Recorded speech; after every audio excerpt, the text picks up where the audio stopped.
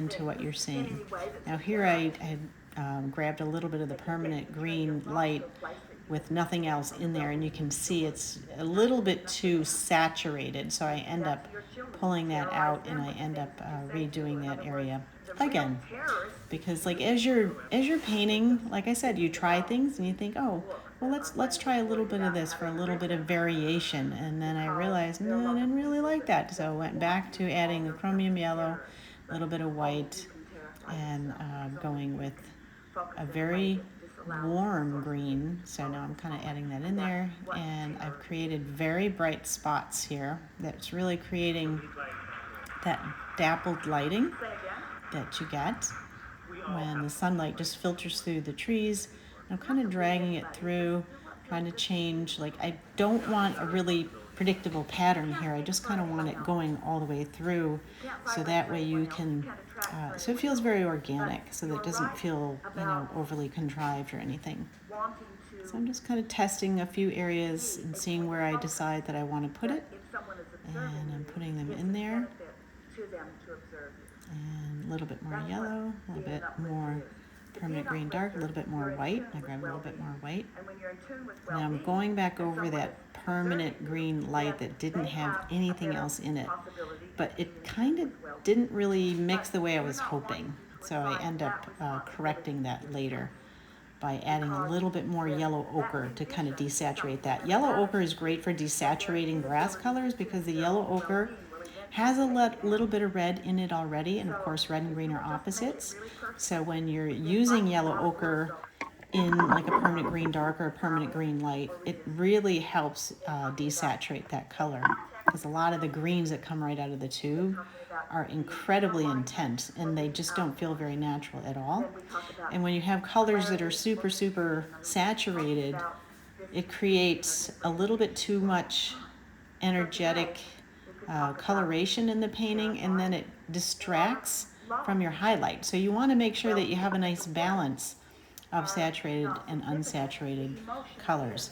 Most of your painting should be unsaturated. The only thing that should be slightly saturated is your highlight areas and areas that are really in focus in the painting.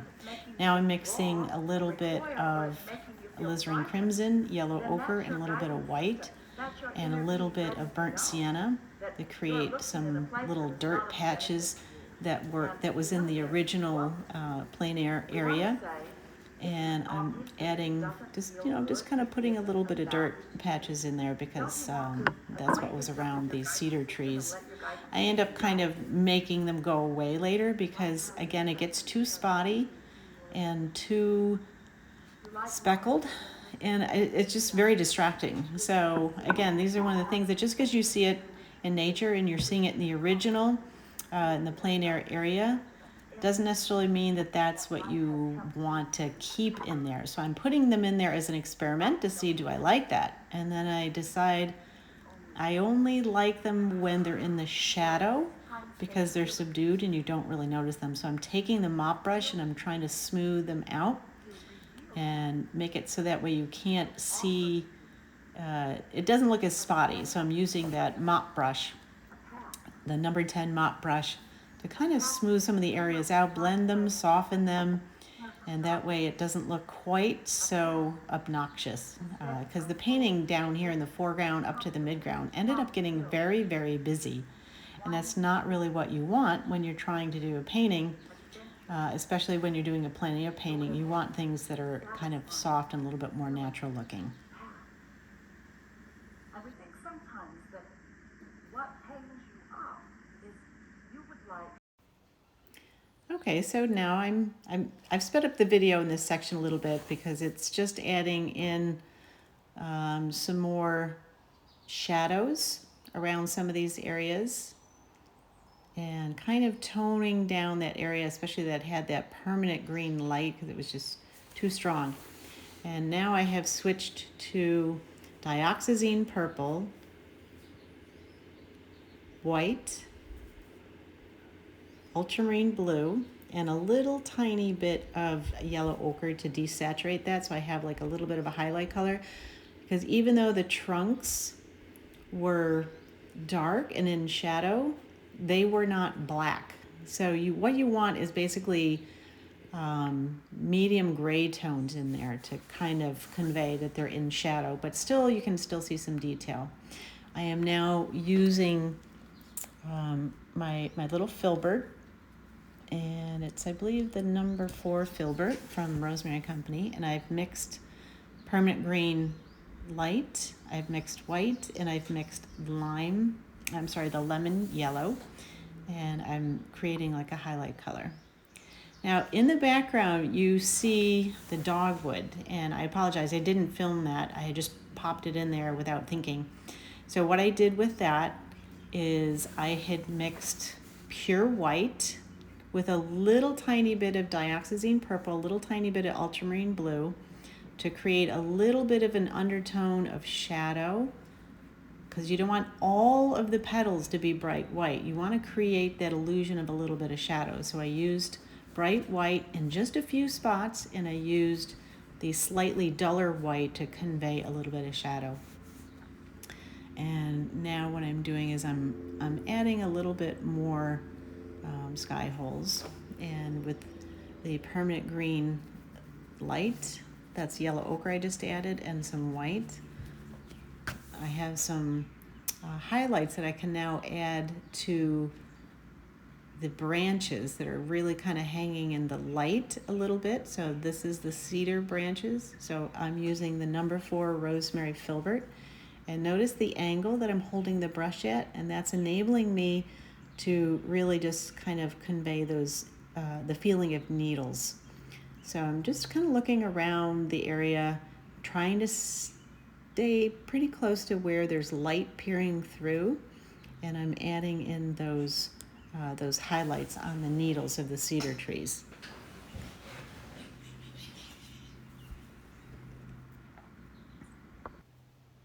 And that's it. There we have our finished painting. Thank you so much, and I'm looking forward to seeing you on our next video.